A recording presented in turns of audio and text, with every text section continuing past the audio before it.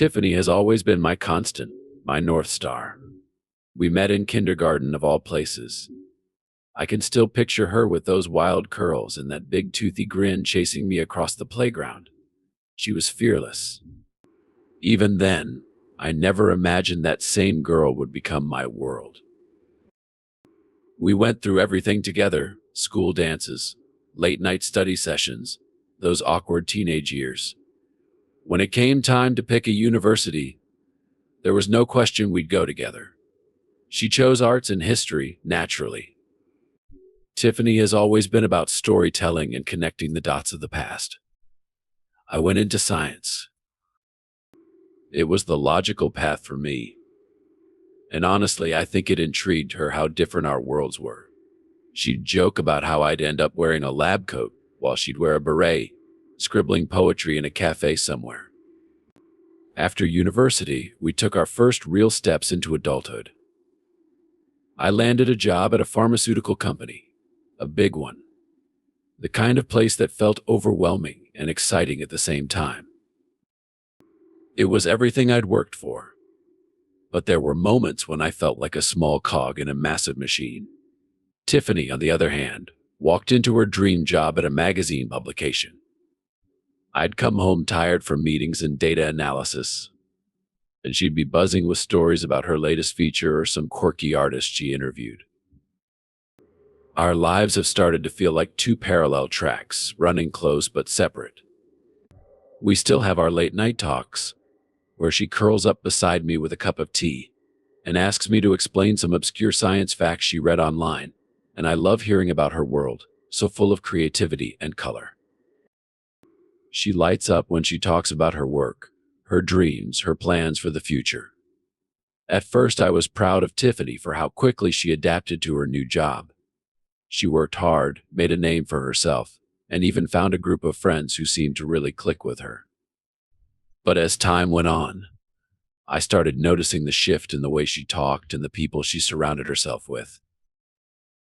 Most of her new friends were these so-called liberal feminists, always ready to talk down about men as if we were some kind of plague on society.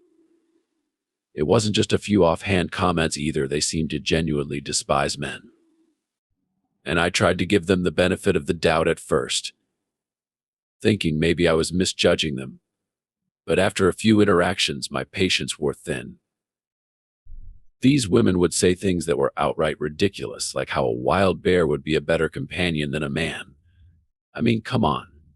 They'd laugh as if it was some kind of inside joke, but the venom behind their words wasn't hard to catch. I couldn't help myself when the conversations turned to their anti-men rhetoric. I'd ask pointed questions, ones they clearly weren't ready for, and watch as their smugness crumbled. I didn't enjoy humiliating them, but I also wasn't about to let them treat me like some kind of inferior species just because of my gender. Tiffany hated it when I spoke up, though. She'd give me that look, half frustrated, half embarrassed, and try to smooth things over. "They don't mean it like that," she'd say later, as if I wasn't fully aware of the tone and intent behind their words. But how could she not see the problem? These weren't just harmless jokes. They were tearing men down, and I was expected to sit there and take it. The more time she spent with them, the more I felt like I was losing her to their ideology. Our conversations changed. She started questioning things she'd never brought up before, as if she was trying to view me through their lens. It was maddening. I wasn't against women's rights or equality, far from it, but I wasn't about to stand by and let them poison Tiffany against me, against us. When Tiffany first brought up the idea of delaying the wedding, I felt my stomach drop. We've been planning this for years. It was supposed to be the next big step in our lives together. Her tone was hesitant, and she kept saying things like, "I just need more time to think about what marriage really means," but I wasn't buying it. This wasn't her talking, it was them, the so-called feminist witches she surrounded herself with, filling her head with their anti-marriage nonsense. I couldn't hold back. I asked her straight up if this was their doing, if their warped ideas had gotten to her. She didn't say yes, but she didn't say no either. That silence was louder than any answer she could have given me. I was furious. The woman I loved, the woman I planned to spend my life with, couldn't even give me a straight answer. I didn't yell. I didn't fight. I just walked out. I needed airspace, anything but sitting there and watching the distance between us grow. I didn't go home that night. I turned my phone off and stayed out, trying to wrap my head around what was happening to us. How could the woman who once talked about having a family and growing old together suddenly be questioning everything? By the time I turned my phone back on, there were dozens of missed calls and texts from her. She kept apologizing, saying she didn't want to lose me, and that we could figure things out together. It wasn't easy, but hearing her say that she still wanted us made me relent. I went back the next morning.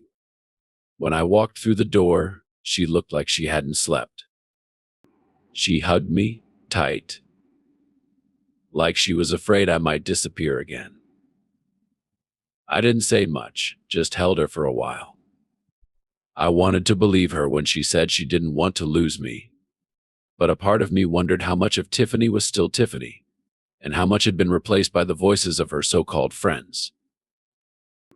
A few months had passed, and things between Tiffany and me were better on the surface. But there was still an undercurrent of tension. She'd gone back to spending more time with her feminist friends, parroting their ideas like one of their loyal flying monkeys.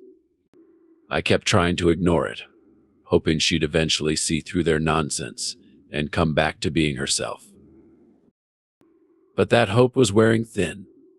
One day she came home with a bright, almost nervous energy and dropped a bombshell.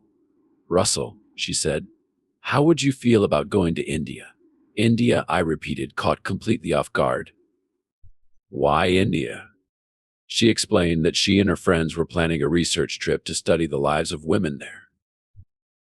How they navigate their roles in society, how they're challenging norms, that sort of thing. The excitement in her voice was genuine, and for a moment, I saw a glimpse of the Tiffany I fell in love with, the curious, passionate woman who wanted to explore the world and make a difference.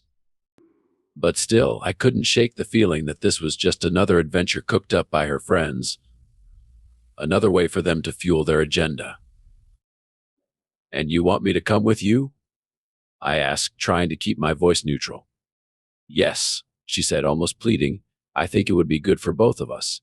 You'd get to experience something new, and maybe it would help us understand each other better." I wanted to say no. The last thing I wanted was to be stuck halfway across the world with her friends, listening to their lectures about the evils of men and the glory of wild bears or whatever new nonsense they'd come up with. But the look in her eyes stopped me. She was asking, not demanding, not pushing, but asking. And deep down, I knew that if I said no, it might be another wedge between us. "All right," I said finally, my reluctance obvious. "I'll come with you." Her face lit up, and for a moment, it felt like the old days again. Maybe this trip would be good for us. Maybe it would remind her of who we were before her friends got in the way. Or maybe it would be the final straw. Either way, I figured it was better than sitting back and letting things crumble around us. The flight to India was long, and sitting there with Tiffany and her friends was less than comfortable. They were in their own little bubble, chattering about their research plans, laughing at inside jokes, and occasionally glancing my way, as if I was some sort of alien tagging along. I tried to tune them out, focusing instead on the journey ahead. When we landed in Assam, I was struck by how breathtaking the place was. Rolling hills, dense forests, and a kind of quiet that felt like a world away from the chaos back home. For a brief moment, I thought maybe this trip wouldn't be so bad. Tiffany seemed happy, and her enthusiasm about the place was infectious. I wanted to believe this was just about the research and not something more. But later that evening, my doubts resurfaced. I was unpacking in the modest little guest house we were staying at when I heard voices outside. It was Tiffany and her friends. At first, it was just the usual chatter, but then their tone shifted, more hushed and serious. I crept closer to the window, just enough to hear them clearly. "Did you speak to him?" one of them asked. "Not yet," Tiffany replied. "I'll tell him tomorrow." "You need to," another chimed in. "That's the whole reason you brought him here. He can't escape from here." My heart sank. Escape from what? I stayed frozen in place, every instinct screaming at me to confront them. But I held back. If they saw me listening, I'd never get the full story. Instead, I stayed up most of the night, running every worst-case scenario through my mind. What was Tiffany planning? Why did she need to bring me all the way here to tell me something? And what did her friend mean by "he can't escape from here"? I was suspicious, worried, and more than a little scared. Whatever was coming, I had a feeling it was going to change everything.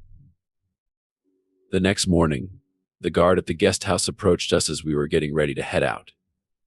His face was serious, almost grim, as he spoke in his heavily accented English. "A bear has been attacking people in the village nearby.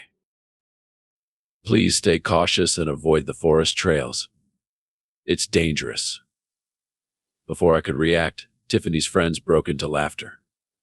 One of them joked, "Honestly, being with a bear sounds better than being with a man." The others chimed in with their own quips, giggling like schoolgirls at their cleverness. The guard, however, didn't find it funny. He straightened his shoulders, his expression unchanging as he looked directly at them. "I really hope you never have to meet a sloth bear," he said, his voice calm but cutting. "He will not kill you, but every second that he is with you, you will wish you were dead. Bear attack victims are scarred for life, physically, mentally. If he comes, you will wish there was a man to save you." The laughter died out quickly, their smug smiles replaced by a mix of awkwardness and unease. The guard's words lingered in the air, heavy and unshakable. I couldn't help myself. I smiled and caught Tiffany's eye. There was a flicker of something in her expression, maybe irritation or embarrassment. It was hard to tell. "Guess not every man is so useless after all," I said lightly. But there was an edge to my voice. Tiffany didn't respond, just looked away, clearly uncomfortable. As we headed out for the day, the mood among her friends was noticeably more subdued. For once, their sharp tongues had been silenced, and I couldn't deny the small satisfaction I felt. But the guard's warning stayed with me. Out here, far from home, the rules were different. I couldn't shake the feeling that the dangers weren't just outside in the forest. They were within the very group I'd come here with. That evening, as Tiffany sat down across from me with a serious look on her face, I could already feel my heart sinking. "We need to talk." Those 4 words always seemed to carry the weight of something irreversible, and I knew this wasn't going to end well. She hesitated for a moment before diving in. "Russell," she began, "I've been thinking a lot about us, about our relationship, and about you. I feel like I need to experience other people. I've only ever been with you, and I think it's important for me to date other men before we take the next step.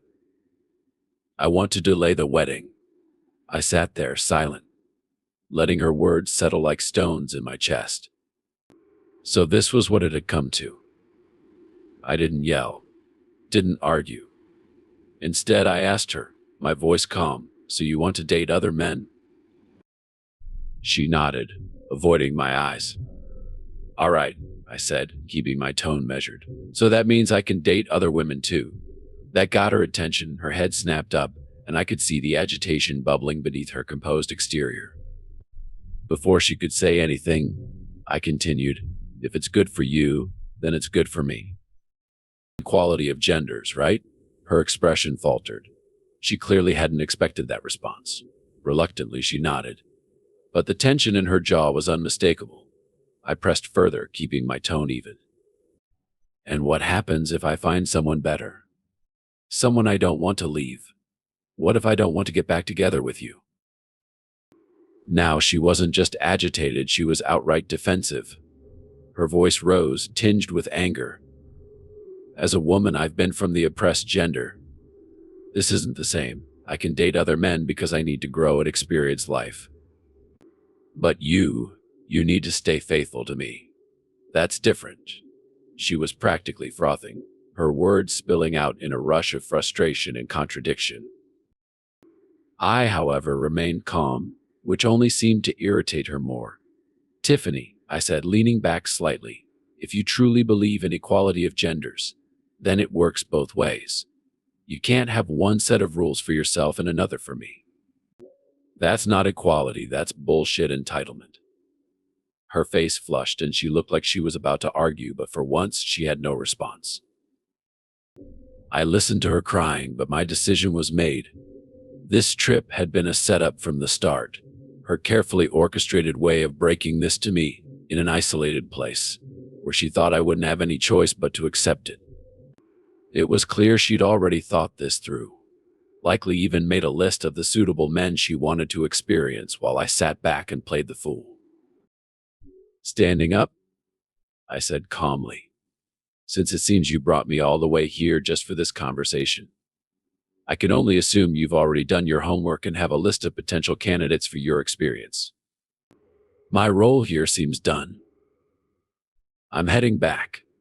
I began packing my bags while she pleaded, her voice cracking as tears rolled down her face. Please, Russell, don't do this. Just think about it. I didn't mean to hurt you. I just need time. I don't want to lose you. I zipped up my bag and turned to her, keeping my tone steady. If you need time and a list, then I need to get started on my own. Unlike you, I didn't come prepared. I need to head back home to begin my experience. Her friends came in, likely alerted by the commotion, and started trying to reason with me.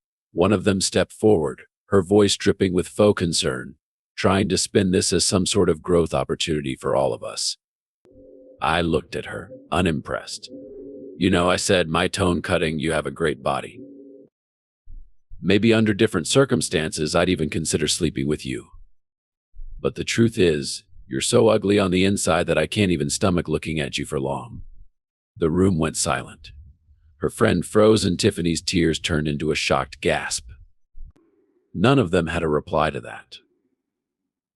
I called the guest house guard and asked him to help me arrange transport to another hotel.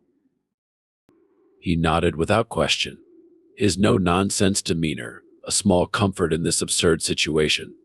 The next morning, I boarded a flight back to the USA. Tiffany kept calling, her messages alternating between apologies and angry tirades, but I ignored every single one. I had nothing more to say.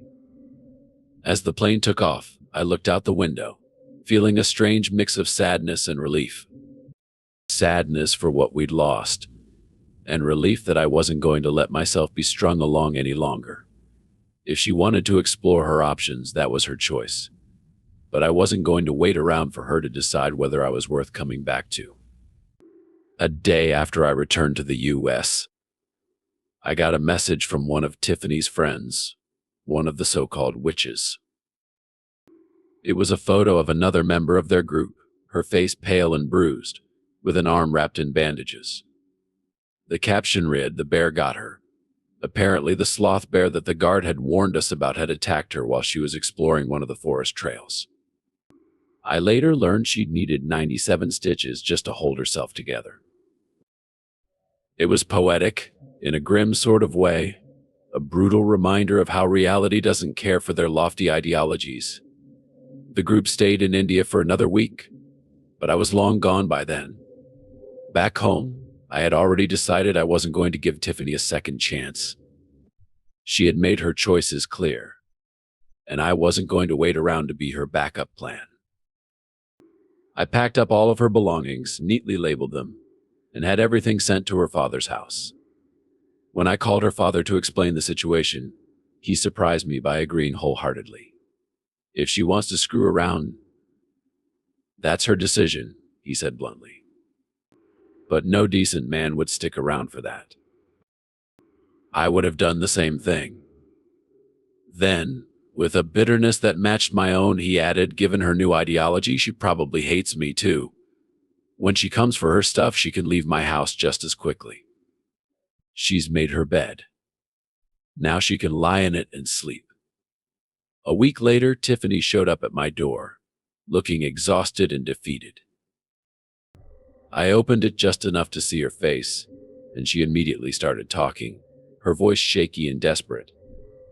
"Russell, please, I'm sorry," she began. "I made a mistake. Let's just talk." I cut her off before she could finish. "Tiffany, you did not make a mistake. You made a choice. There is a difference.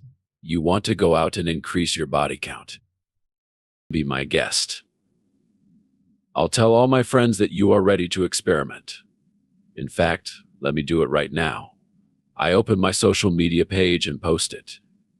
"Tiffany is no longer with me and is looking to hook up with different men every day. Please book your slots." Her phone pinged, informing that she got the notification. "All your stuff is at your father's place. You have nothing here anymore. This chapter is closed." Her eyes widened, and for a moment she looked like she was about to argue. But before she could say another word, I stepped back and shut the door. For the first time in what felt like ages, I felt a sense of peace. I wasn't angry anymore, just done. Tiffany had made her choices and I had made mine. Life would go on, and I'd find my way forward without the weight of her indecision dragging me down. A few months after the fallout with Tiffany, life had taken a brighter turn for Russell. He'd met someone new, a charming, down-to-earth woman who shared his interests and values. Their connection had been instant, and within weeks of dating, they decided to move in together. Life felt refreshing again, unburdened by the chaos and drama of his previous relationship. One evening, after a cozy movie night, Russell and his girlfriend were walking home, enjoying the cool air and the relaxed silence between them. As they rounded a corner, a commotion caught their attention. There she was, Tiffany. Her once put-together appearance was replaced by a disheveled, almost unrecognizable figure. She was wearing an outfit so revealing it left little to the imagination, stumbling drunkenly with two equally intoxicated women. The three of them were trying, and failing, to get off the ground, their actions clumsy and pathetic. Around them, a small crowd had gathered, phones out, live streaming and laughing at the spectacle, some of them just touching them. Russell's girlfriend slowed her steps, concern flickering in her eyes. "Should we help them?" she asked softly, looking up at him. He stopped, glanced at the scene, and let out a small, humorless laugh. "Nah," he said with a shrug. "She wanted the streets, and now she belongs to the streets." His girlfriend gave him a searching look, but said nothing as they walked away. The image of Tiffany, lost and humiliated, lingered in Russell's mind for a moment, but only for a moment. He had moved on. She had made her choices, and this was the life she'd carved out for herself. Months later, Russell received an unexpected call from Tiffany's father. His voice was heavy with exhaustion and worry. "She overdosed," he said bluntly. "She's in the hospital. I just thought you should know. I'm not asking you to do anything. I know you've moved on. I didn't know who else to tell." Russell leaned back in his chair, the news sinking in slowly. A part of him wanted to feel something more. Regret, sympathy, maybe even anger. But all he could muster was a distant sense of pity. "Take care of her," he said simply, his tone devoid of emotion. After a pause, he added, "Not all friends are true friends. Maybe she'll figure that out one day." He ended the call and put his phone down, turning back to his girlfriend, who was reading on the couch. She glanced up at him, sensing something had shifted. "Everything okay?" she asked. Russell nodded, giving her a small smile. "Yeah, just a reminder of why I'm grateful for where I am now." With that, he left the past where it belonged, behind him, and focused on the life he was building with someone who truly valued him. Dear listeners, please share your thoughts in the comments section below, and don't forget to like, share, and subscribe.